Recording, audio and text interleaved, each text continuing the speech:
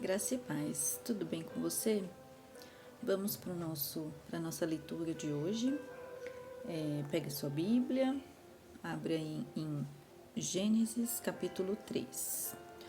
Ontem nós paramos no versículo 5 e hoje nós vamos dar sequência a partir do versículo 6, tá? Então, ontem nós falamos sobre alguns pontos aqui, né? Referente à tentação, né? Nós estamos falando sobre a queda do homem, né? Sobre o pecado, quando Adão e Eva pecaram. E ontem nós falamos sobre alguns pontos aqui, vou só relembrar, porque faz parte do mesmo texto, tá? Então, nós falamos ontem que Satanás se disfarça daquilo que nos agrada, para que a tentação venha sobre a nossa vida, né? Seja ela qual for. Então, ele sempre vai se disfarçar de algo que a gente gosta, né? Ele não vem como nas imagens de filmes e desenhos, né? Com chifre, com tridente na mão. Então, ficaria muito mais fácil, né? De a gente conseguir ver e já se afastar. Então, não é assim, né? Se fosse, seria mais fácil. Então, são sempre coisas atrativas, coisas que nós gostamos, né? Enfim. E ele tenta manipular a ordem dada por Deus, então ele tenta desmentir aquilo que Deus falou para o homem, né? É verdade? Ele já começa assim, né? Com uma pergunta assim: é verdade que Deus disse? Ou seja, colocando a ordem de Deus à prova, né? Meio que será, né? Então, que a gente venha vigiar, né? Porque muitas pessoas tentam, muitas vezes, desmentir ou tirar aquilo que está no nosso coração, né? Que nós tenhamos a certeza que Deus falou e Ele é Deus e Ele vai cumprir, né? E nós também falamos aqui que a mulher respondeu. Então, teve um diálogo porque ela deu ouvidos, né? Então, que a gente saiba cuidar daquilo que a gente tem escutado, daquilo que a gente tem, com quem a gente tem falado, né? Isso é muito importante. E eu deixei no final, né, pra gente ter como um pensamento, pra gente escolher amigos de Deus, né? Pessoas que vão nos levar para o propósito e não nos afastar do propósito. Amém? Então, nós vamos começar no versículo 6, capítulo 3 de Gênesis, versículo 6. Vamos continuar esse diálogo, tá? Hoje eu coloquei como tema eu ouvi a voz de Deus e não obedeci, tá? Então nós vamos lendo aí pequenos trechos pra gente ir entendendo aos poucos tudo o que aconteceu. Versículo 6. Vendo a mulher que a árvore era boa para se comer, agradável aos olhos e árvore desejável para dar entendimento, tomou do seu fruto e comeu. E também deu ao marido e ele comeu.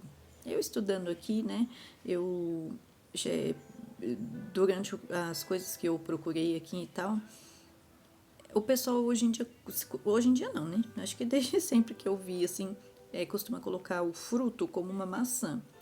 E, e aí eu estudando aqui, eu vi que o fruto que é representado por uma maçã na maior parte das ilustrações que nós vemos, a Bíblia não especifica qual é o fruto, mas que provavelmente seja um fruto típico daquela região naquela época, que seria ou romã ou damasco, tá? Nós não temos a afirmação, só sabemos que não foi uma maçã, tá bom? Então, quando você vê uma ilustração aí de uma maçã, a pessoa tentou chegar em algum fruto para, né, colocar ali na ilustração, mas não é maçã. Provavelmente foi romã ou damasco, tá? Então, versículo 7. Ela tomou do fruto, comeu e deu também ao seu marido, e ele comeu. 7. Então os olhos de ambos se abriram, e percebendo que estavam nus, costuraram folhas de figueira e fizeram cintas para si, fizeram roupas. Lembra que eu falei em algum outro vídeo em algum outro estudo que nós estávamos fazendo aqui, eu falei sobre a vergonha. Eles não tinham vergonha, estavam nus e não tinham vergonha porque eles não haviam pecado. Eles não tinham do que se envergonhar.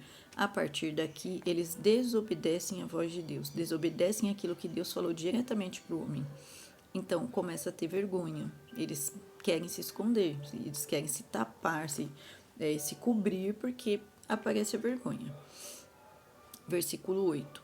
Ao ouvirem a voz do Senhor Deus que andava no jardim quando soprava o vento suave da tarde, lembra que eu falei para vocês? O Adão estava trabalhando no Éden Quando soprava esse vento, tinha um horário determinado. Deus soprava o vento, ele sentia aquele vento e ele sabia. É hora de conversar com Deus. Ele não tinha relógio igual a gente. Daqui a pouco, né? Não tinha relógio. Então, ele não tinha dimensão de tempo. Quando soprava esse vento, ele já sabia que era Deus o convidando para aquele encontro com ele no jardim. Então, quando soprava o vento da tarde, o homem e a mulher se esconderam da presença do Senhor Deus entre as árvores do jardim. Então, dentro do jardim, no lugar que eles estariam tendo aquele encontro com Deus, eles estavam se escondendo por causa da vergonha do pecado. E o Senhor, 9. E o Senhor Deus chamou o homem e lhe perguntou: onde você está? Ou seja, Deus sabia, né? Deus sabe de todas as coisas, mas ele perguntou porque ele queria saber do homem. Quem sabe, né? Quem sabe? A gente não tem como afirmar, mas quem sabe Deus não estava ali dando uma oportunidade dele se desculpar. Senhor, pequei, fiz o que eu não deveria. Enfim, né? Deus quer, ele tem desejo de se relacionar conosco. Senão ele deixaria para lá e faria outro homem. Para Deus, gente, não tem limites, né? Então, assim, ele quer se relacionar conosco. Então, ele pergunta, onde você está? Né? E no 10, nós vamos ler até o 10 hoje, tá? E ele respondeu, ouvi a tua voz no jardim e porque estava nu, tive medo e me escondi. Então, olha quantas coisas dá pra gente aprender com esse texto de hoje. Então, a serpente tenta colocar em dúvida a ordem de Deus, né? Ela sabe, o inimigo sabe onde tocar. Eles sabem que pessoa, em que lugar, em que área, qual a área que nos afeta, qual a pessoa que vai doer em nós se ele mexer. Então, assim, a gente tem que viver uma vida vigiando e orando, sabe? A gente tem que viver muito grudado com Deus, porque a tentação, ela vem a todo momento, as provações vêm a todo momento, mas nós temos que estar ali naquela conexão com Deus mesmo para vigiar e conseguir discernir. Não, isso não é obra de Deus, isso é obra do inimigo. E se afastar, ou corrigir, consertar, enfim, né? E vai vir sempre naquilo que a gente gosta, naquilo que nos agrada. Então a gente tem que vigiar, né? Em todas as circunstâncias. E as pessoas que ele toca, né? Então, assim, ele vai sempre, é uma coisa assim, sempre ele vai querer tocar na nossa família, porque é algo que Deus instituiu. Então ele sempre vai querer destruir a família. Então a gente tem que orar muito pela nossa família, orar muito pela nossa casa, pela nossa convivência, para que seja algo que esteja ali ligado com Deus mesmo. A mulher, ela viu, ela desejou, ela tomou e ela deu ao seu marido. Olha quantas funções essa mulher teve. Como eu falei ontem, ela não ouviu a ordem diretamente de Deus, que Deus deu a ordem para Adão, né? É o que fala aqui na palavra, né? É o que a gente entende. Ela não ouve essa ordem direta de Deus. Então, o inimigo já sabia em quem tocar. Ela não tinha essa ordem, assim, fixada na mente dela. Ela ouviu uma ordem de outra pessoa, né? Então, por isso que eu disse ontem e volto a dizer, o diálogo na família precisa ser muito aberto. A gente precisa se entender, a gente precisa conversar abertamente e deixar muito claras as coisas. E para que a gente não seja enganado mesmo, né? Para que a gente não venha a ser enganado, né? E acaba caindo em tentações da vida. Então ela viu, desejou, tomou e deu ao seu marido. E o detalhe, ele comeu. Ele tinha a ordem dada por Deus. Então, cadê o temor desse homem, né? Trazendo para os dias de hoje, tá, gente? Tudo que a gente está conversando aqui é para a gente aprender nos dias de hoje, não para julgar o que aconteceu lá atrás, tá? A minha intenção é essa, que a gente aprenda com o que aconteceu, que a gente aprenda com a palavra.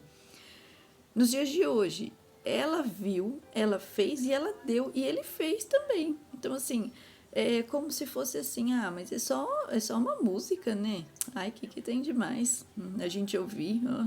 E quem tá do seu lado tá concordando com aquilo, tá fazendo junto com você.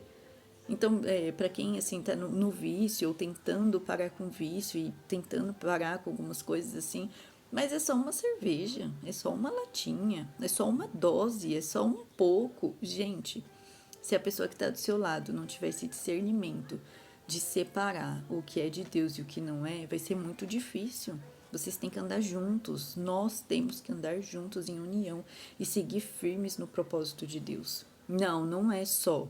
Deus falou que não, então nós não vamos fazer. Alguém tem que estar sempre ali impondo aquilo que Deus determinou para vocês, né? Para nossa vida, né? Assim como casal, né? Para ficar mais fácil. E o pai e a mãe também. Quando o filho fala, mas não é só, né? Não existe pecadinho e pecadão, né? É pecado, né? Não existe uma coisa pequena que a gente fez errado e uma coisa grande. Tudo é pecado, né? Então, não tem uma régua ali para medir. Foi pequeno, então tá tudo bem. Não, foi enorme. Não, não tá tudo bem. Não tem isso. A partir do momento que você fez algo errado, você pecou e se afastou de Deus, né? E aí vem as consequências, né? Então, ela pecou e ela levou ele a pecar também. Isso é um ponto muito importante, assim, pra gente vigiar com todas as nossas forças mesmo.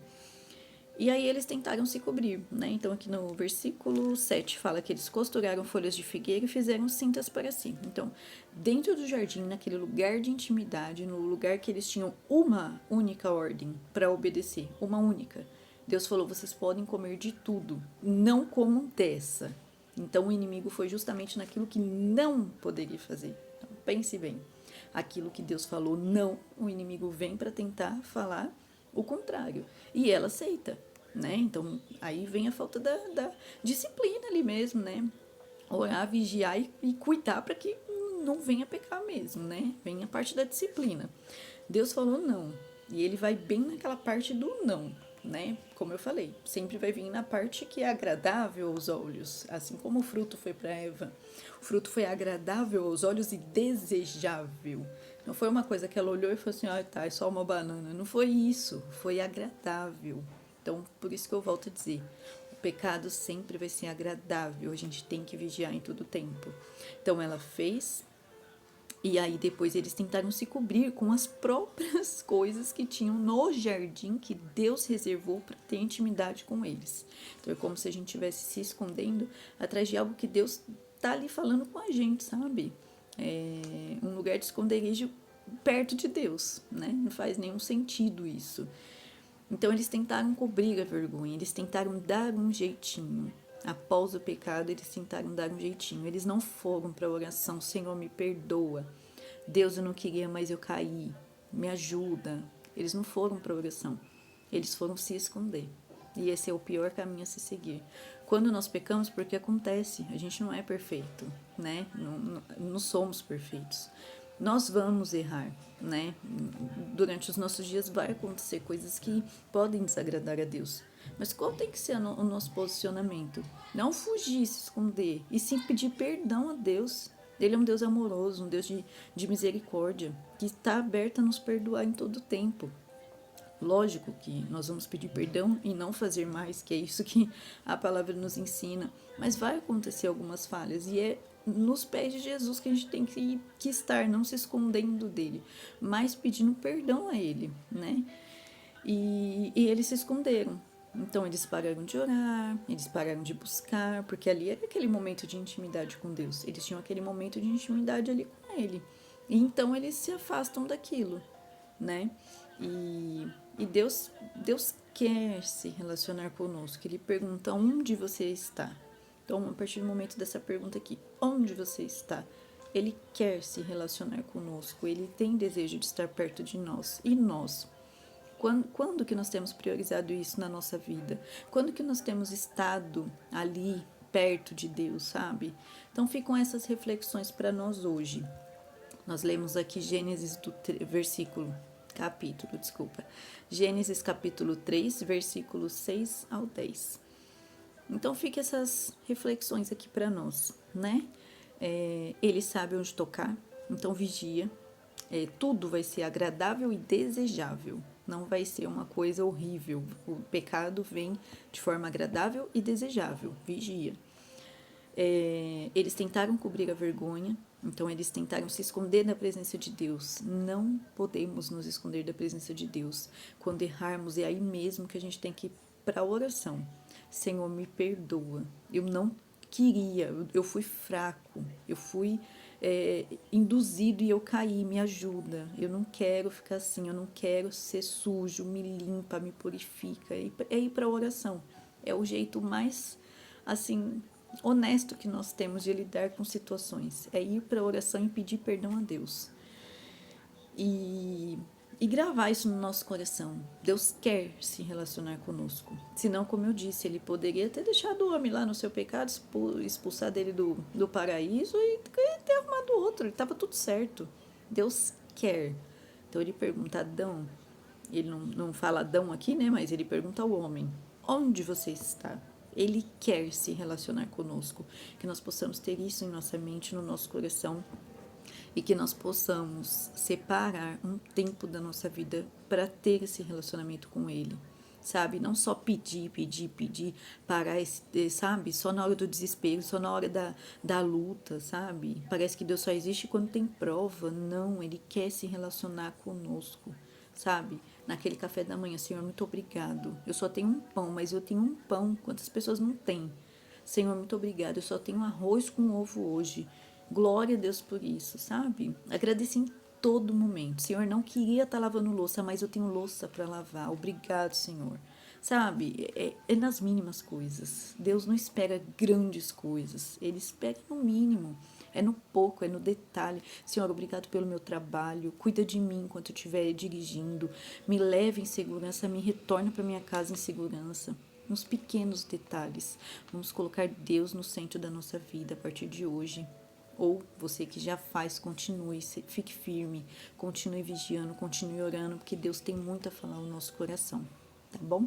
Então, que nós possamos ter um sábado abençoado em nome de Jesus. E um grande abraço e até o próximo.